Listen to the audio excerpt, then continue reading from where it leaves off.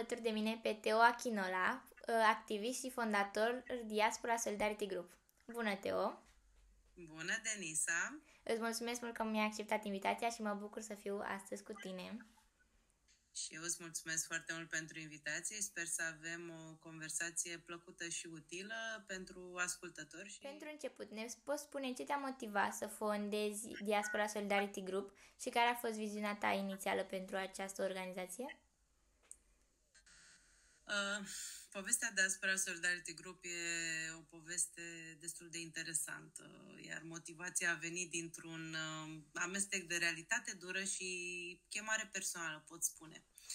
Când a izbucnit conflictul din Ucraina, am văzut cu proprii ochi oameni, în special femei și copii, dar nu numai, oameni vulnerabili care fugeau din calea violenței și ajungeau la granița României. Mulți erau speriați, erau epuizați, n-aveau bagaje, erau împovărați, erau foarte îngrijorați de această situație. Pentru mine, ca om, a reprezentat, nu știu, am simțit ce înseamnă să fii departe de casă, pentru că și eu la rândul meu am locuit într-o țară străină și să nu vorbesc limba, dar nu am locuit și nu am fost pusă în situația de a fi într-un pericol. Dar acest semnal de alarmă, sincer, a trezit ceva în mine. Și alături de niște voluntari, pentru că în perioada aia s-au mobilizat foarte mulți voluntari pe internet, am început să povestim, am început să creăm diferite resurse. Practic, eu așa am început un pic munca. Inițial, Diaspora Solidarity Group s-a născut ca un grup de oameni care, practic, asta făceam. Eu, împreună cu soțul meu și încă câțiva voluntari, ofeream diferite resurse în online pentru oameni afectați de conflict, nu doar cetățeni ucrainieni, dar în special cetățenii pe care nu prea îi vedea nimeni, însemnând cetățeni din alte continente care au fost prinși acolo, oameni care locuiau acolo, rezidenți, studenți, diferite categorii sociale. Și când am văzut că încep resursele noastre să fie foarte utile și căutate și practic mai multă lume a început să ne ceară un pic de mai mult ajutor, am zis ok, am recunoscut că e momentul poate să avem un nume comun, pentru că noi făceam asta diferit și așa s-a născut. Iar viziunea n-a fost niciodată legată de a ne limita la a oferi o masă caldă sau un pat pentru câteva nopți, pentru că acestea sunt lucruri esențiale.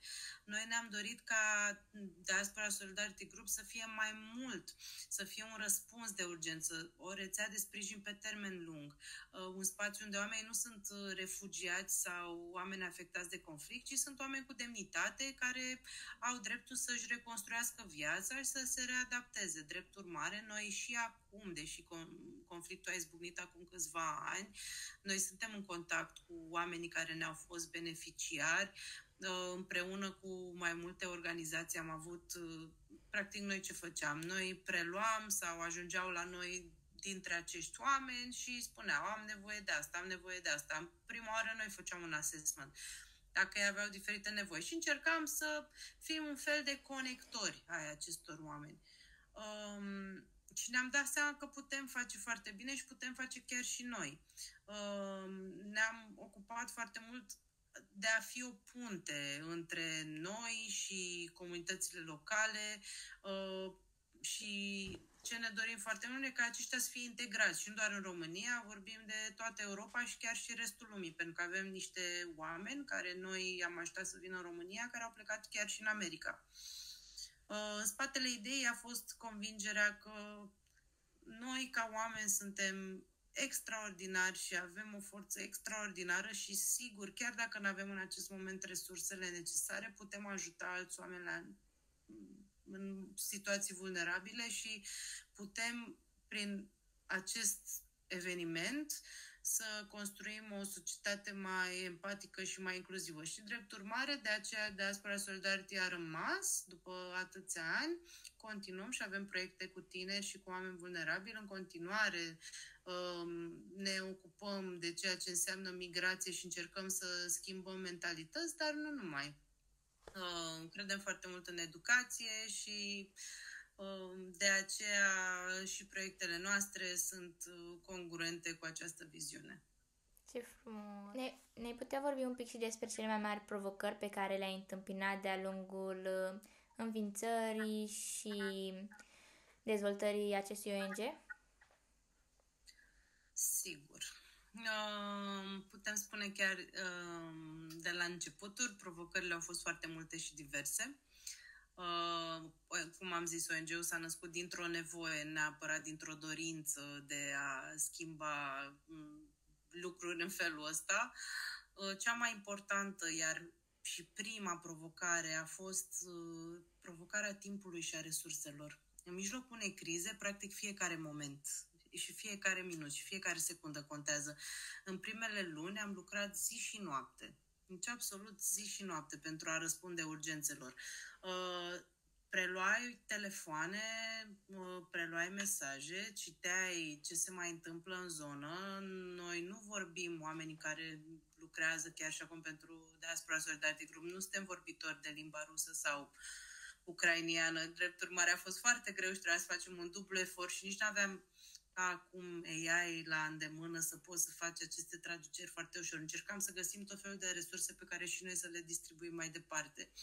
În momentul în care oamenii veneau cu urgențe de tipul am nevoie de cazare, acum vine cineva la gara de nord, n-are cine să-l preia, vine cineva, pentru că noi am stat în București tot timpul ăsta și am încercat să oferim suport pe zona Bucureștiului, dar și online pentru restul de resurse. Uite, de exemplu, am avut oameni care erau dependenți sau aveau diferite boli cronice și aveau nevoie de anumite medicamente care unele nici măcar nu se găsesc în România și încercam să găsim prin diferite metode de a face rost de aceste medicamente. Oameni care au fost afectați fizic și psihologic și psihic în urma acestui conflict, oameni cu dizabilități, totul a fost contra cronometru și încercai să faci totul legal, nu știai practic pentru că nu m-am făcut asta până acum și asta cred că a fost cea mai mare provocare de până acum, să ne dăm seama ce să facem, pentru că da, citești despre conflicte și războaie când înveți la istorie pentru, nu știu, la școală sau dai la bacalaureat sau diferite lucruri, dar atunci când ești în practică și ești în acest prezent, nu ai doar un conflict armat fizic, ai un conflict și hibrid. Sunt foarte multe provocări într-un conflict în anul 2025, că suntem în 2025. Practic, ai nevoie să știi să balancezi urgența cu construcția strategică și a fost destul de greu de gestionat. Iar apoi a devenit provocarea sustenabilității, că, în general, oamenii toți la început unei tragedii sau unei probleme, toți reacționează, toată lumea încearcă să fie activă, dar asta este doar the tip of the iceberg, because pe măsură ce timpul trece, atenția publică scade, la fel și donațiile, la fel și interesul și disponibilitatea voluntarilor sau a oamenilor. A trebuit să învățăm foarte rapid cum să transformăm un val de energie într-un angajament constant. Și am construit parteneriate cu alte ONG-uri. Am încercat cu diferite instituții. Era foarte greu să faci ceva, pentru că nici ONG-ul nu era înregistrat. Practic, noi ne-am numit așa, eram un grup de inițiativă.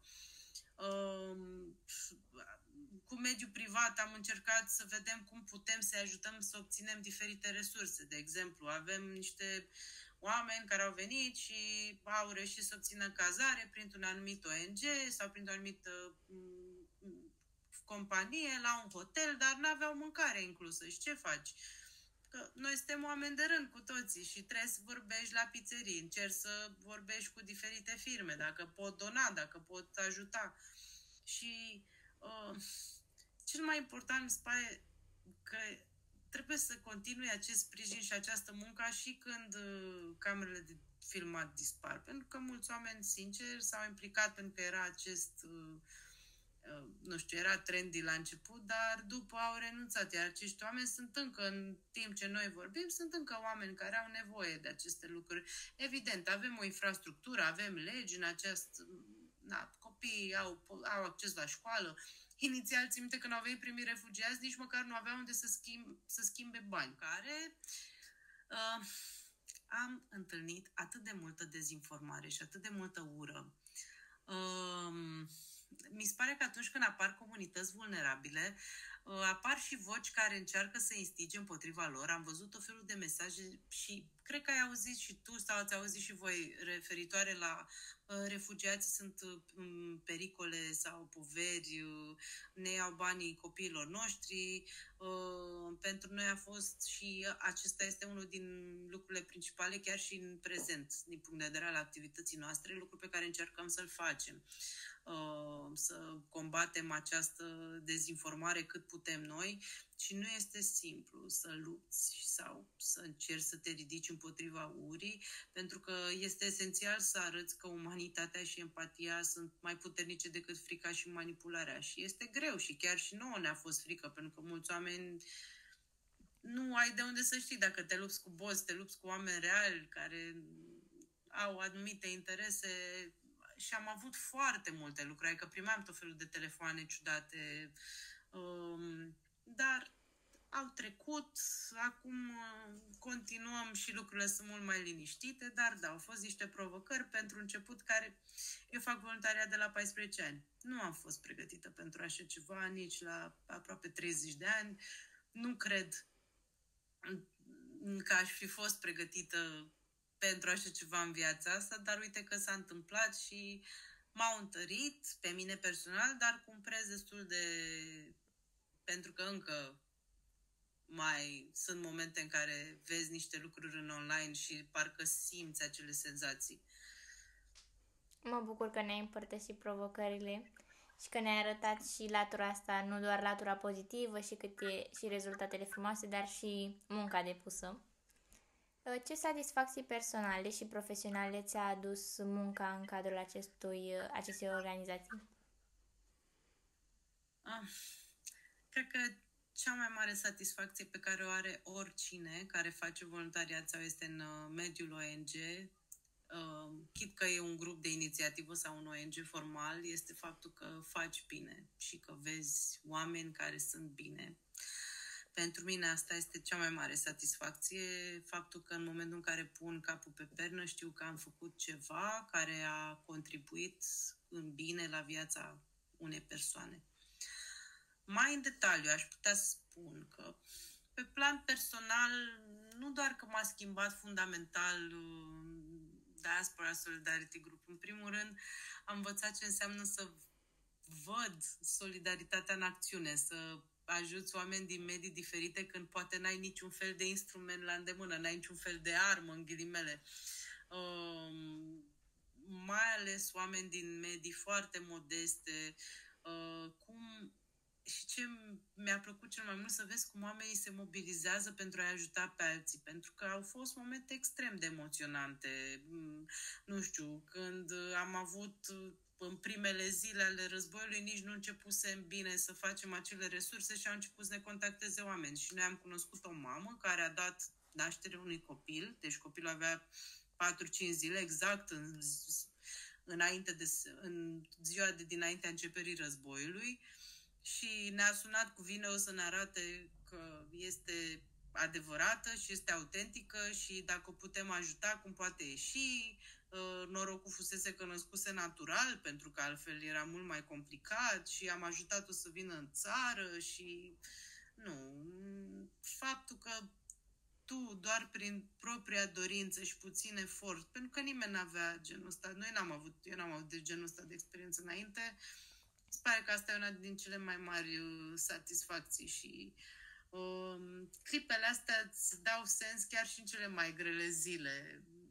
Și iar pe plan profesional, consider că Diaspora Solidarity Group m-a format ca lider mai mult decât orice altă experiență în orice punct de vedere, pentru că a trebuit să iau decizii rapide și să coordonez echipe și oameni și să vedem cum reușim să luăm oamenii, să-i preluăm, să-i ajutăm, să-i ducem în alte zone, să le dăm, să-i ajutăm din punct de vedere imigrări, din punct de vedere logistic, din punct de vedere sănătate. să comunicăm cu parteneri instituționali, pentru că am avut câteva ambasade cu care am colaborat și încă colaborăm de foarte strâns și totuși trebuie să rămâi conectat la nevoile adevărate și reale din teren, pentru că una e ce e pe hârtie și una e ce se întâmplă de fapt.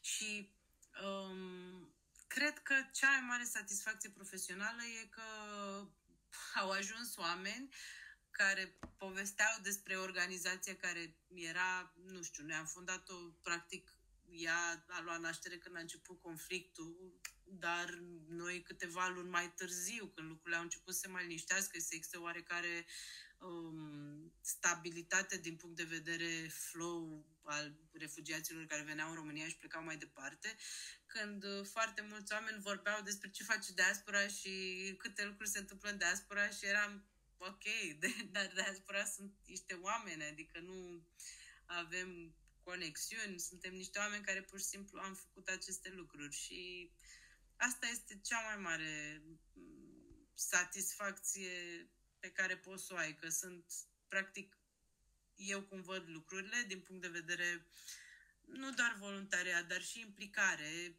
și ca oameni întâi demonstrezi și apoi după vorbești.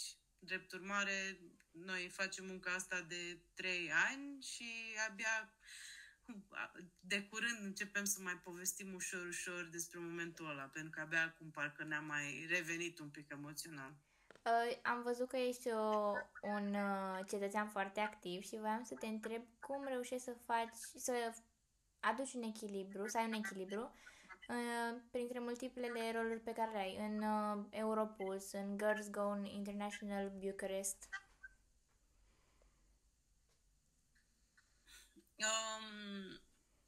În primul rând, vreau să menționez că eu de la 14 ani fac voluntariat, am mai spus asta un pic mai devreme, dar de ce menționez? Pentru că de la 14 ani am început să am contact cu diferite organizații. Practic am început cu Crucea Roșie, am continuat cu Parlamentul Local al Tinerilor, am continuat cu alte mini și mari organizații, printre care BOZ România, am avut diferite participări în diferite alte programe la tipul MUN, Jade și așa mai departe. Și mereu mi-a plăcut să fiu foarte activă și foarte conectată la tot ce se întâmplă în lumea de tineret și nu numai.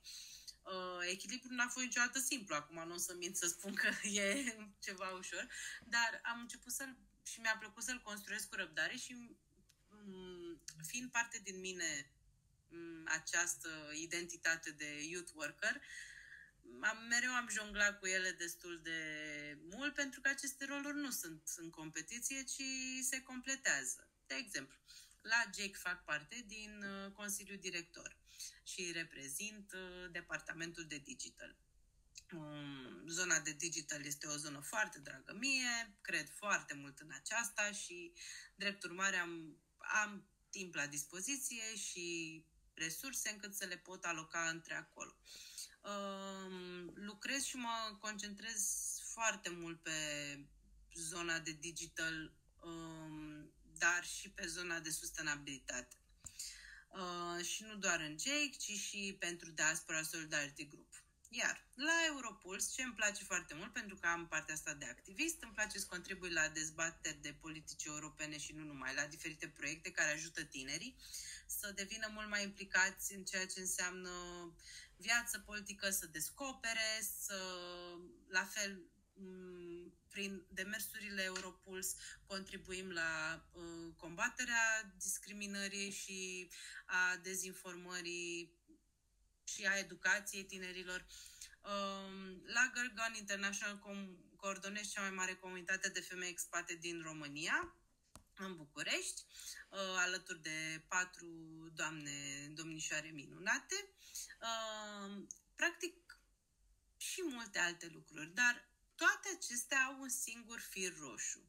Practic, empowerment, solidaritate și construcție de comunități. Asta e ce îmi place. Dar cum am ajuns să fac toate lucrurile astea și cum reușesc să fac? Pentru că eu, în momentul în care noi discutăm, eu am un job full-time. Eu lucrez pentru o corporație. Lucrurile astea vin side. Practic, după ce termin munca, am timp să mă ocup și de lucrurile care îmi fac plăcere cu adevărat și spre care îmi doresc spre viitor să tind foarte mult. Pentru a putea jongla cu toate, am învățat să fiu onestă și să-mi dau seama că nu sunt robot și că am învățat să prioritizez. Am fost nevoită, din păcate, uneori să refuz anumite proiecte și invitații, pentru că poate nu reușeam, n-aveam timpul necesar să le fac la nivelul la care mi-aș fi dorit. Lucru pentru care, sincer, mă bucur foarte mult că am putut să contribui full la ceea ce am promis că o să contribui. Delegarea și încrederea în echipă mi-au fost esențiale și îmi creez diferite ritualuri care să mă ajute să mențin această energie. Că nu e ușor după 9 ore, 8 ore de muncă, 9 aproape, să începi să faci lucruri pentru tine, pentru organizații, pentru alți oameni. Și încerc să am diferite momente în care, nu știu, îmi iau zile de reflexie, pauze conștiente și timp pentru mine. Încerc tot timpul mă întorc la propriile valori și încerc să mă gândesc că aceste lucruri sunt compatibile cu mine, mă ajută, merg în direcția în care eu îmi doresc sau nu. Pentru mine echilibru nu înseamnă să fac totul perfect, ci să știu că las la o parte o pălărie pentru a purta cu adevărat alta. Ce experiență din cariera ta de până acum te-a influențat cel mai mult? E așa de greu să alegi una singură, dar consider că toate au contribuit la dezvoltarea mea ca persoană și au contribuit la mine. Dar pot spune că un moment esențial, din punct de vedere momente profesionale, am putea spune, este experiența mea ca mentor în competiția internațională Technovation. Pentru că sunt mentor în această competiție internațională de peste 6 ani. Am lucrat cu fete din toată lumea, o să spun câteva țări care să spunem că au avut cele mai mari rezultate, în afară de România, Nigeria, India, Spania, Sudan și multe alte țări. Practic, această competiție este o competiție care încurajează fetele să vină cu niște idei de aplicații pe care mai departe să le înscrie în această competiție, să facă o prezentare, se aleg niște finaliste și au posibilitatea de a fi finanțate și a trece la nivelul următor. Este fascinant, în special pentru, probabil ați auzit, vorbim foarte mult de Women in STEM sau în STEAM. Am văzut de foarte multe ori cum niște idei pornite de la poate niște nevoi reale în diferite țări, prin viață atunci când cineva le oferă încredere și ghidaj. Și această experiență mi-a arătat faptul că puterea mentoratului și a leadership-ului nu este despre a dicta, ci despre a susține și a crea spațiu ca oamenii să crească. Este fascinant să vezi cum uite, de exemplu, am avut o echipă din Nigeria care a ajuns în semifinale, care a avut o idee de aplicație despre cum putem combate bullying-ul online și la școală și au creat ele aplicația. Evident, eu le-am ajutat cu bits and pieces, ele au făcut munca cea mai grea, dar satisfacția să vezi că chiar și în prezent sunt în contact cu ele și au dus aplicația la nivelul următor și această aplicație există. E o satisfacție enormă să vezi că oamenii practic își schimbă viața făcând parte din genul ăsta de experiență și doar pentru simplu fapt că tu ai ales să-ți dăruiești câteva ore din viața ta spre acest domeniu. Sau uite, am mai avut în România o idee de aplicație, ea din păcate nu mai există în acest moment, dar mi s-a părut senzațională, o aplicație în care oamenii se ofereau să facă fapte bune și să ajute oameni, dar și oameni care își puneau pe o hartă ce au nevoie. De exemplu, am o bunică, eu locuiesc în afară și am o bunică care are nevoie de ajutor cu cumpărăturile. Iar cineva putea să se ofere să o ajute pe această bunică. Și de aici multe altele. asta este o experiență care m-a ajutat foarte mult și mi-a arătat puterea mentoratului încă o dată. Iar o altă experiență marcantă este cea de la Girl International, pentru că noi, când am preluat comunitatea, noi aveam aproape 1000 de membri, iar acum, în prezent, după câțiva ani, suntem la 5500 de membre. Ce facem la Girl International? Practic, creăm un spațiu safe pentru femei internaționale și nu numai, chiar și locale, pentru că atunci când călătorești ca femeie ești uneori mult mai vulnerabilă și ai nevoie... în viața unui expat, pentru că și-am locuit pentru 5 ani în Spania, nu e tot timpul o viață foarte ușoară. Chiar dacă ai muncă și ai un sistem de susținere, de multe ori ai multe momente în care te simți foarte singur și ai tot felul de întrebări. Nu-ți dai seama, uite, cum noi știm aici, ce-i măcelăria, unde găsești să-ți repar pantofii.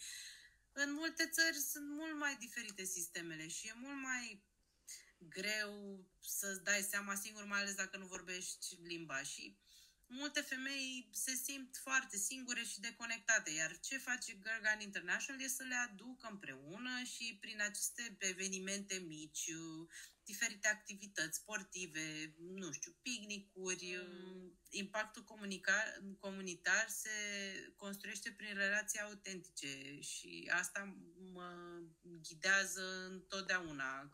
Autenticitatea este cea mai importantă din punctul ăsta de vedere, iar chiar și în Diaspora Solidarity Group ne ghidăm după același principiu.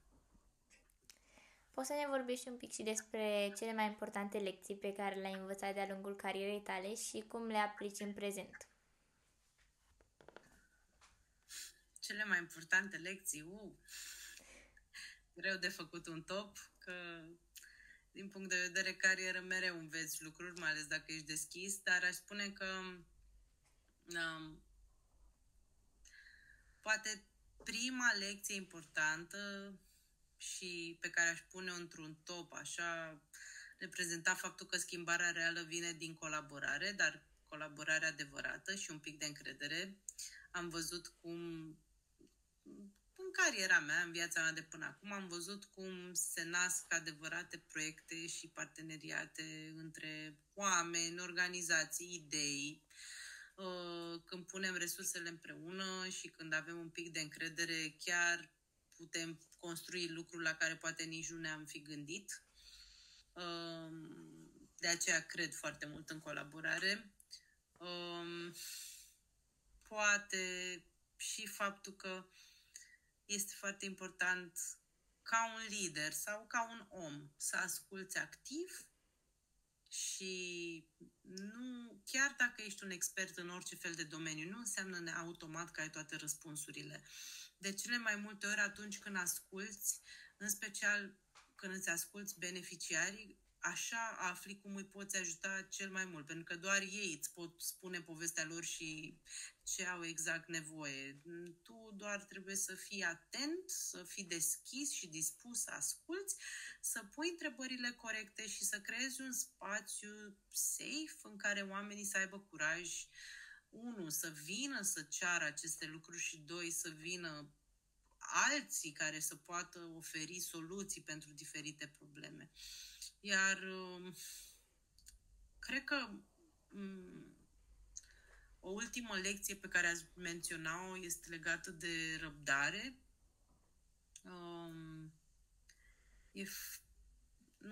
Este extrem de important să avem răbdare indiferent de nu doar în carieră, dar și în viața personală, în special când vine vorba de activism, pentru că, let's be honest, toate cauzele ard și toate lucrurile sunt importante. Adică nu putem spune că, nu știu, refugiații sunt mai importanți decât schimbarea climatică.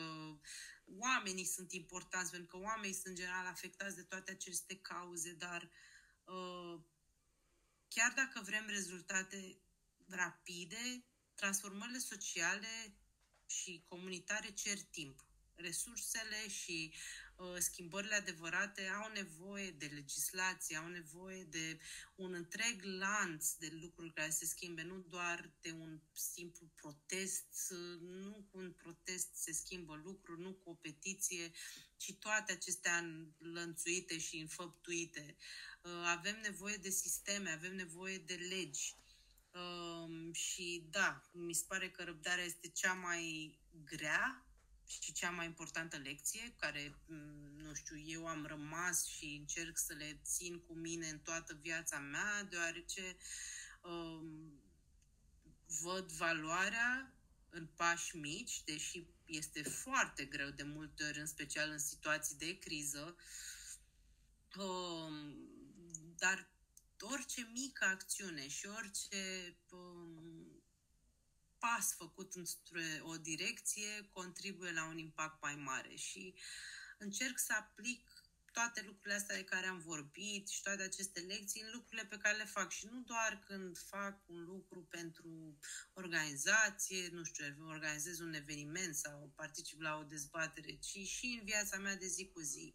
Pentru că dacă noi nu avem răbdare unii cu alții să ne ascultăm, să vedem cum ne putem ajuta mai mult și dacă noi nu colaborăm cu adevărat și nu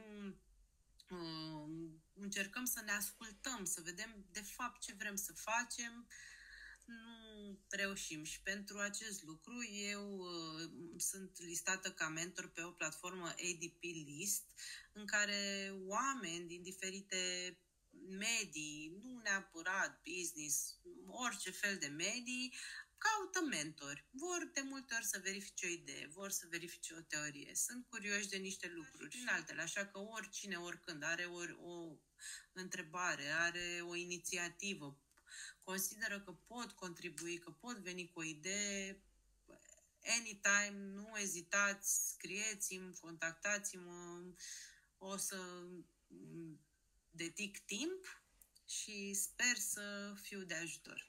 Îți mulțumesc mult pentru toate răspunsurile frumoase pe care le-ai dat. Iar ultima mea întrebare pentru tine este despre ce sfaturi ai dat tinerilor care doresc să se implice în activități de voluntariat și dezvoltare comunitară. Îți mulțumesc și eu pentru această invitație.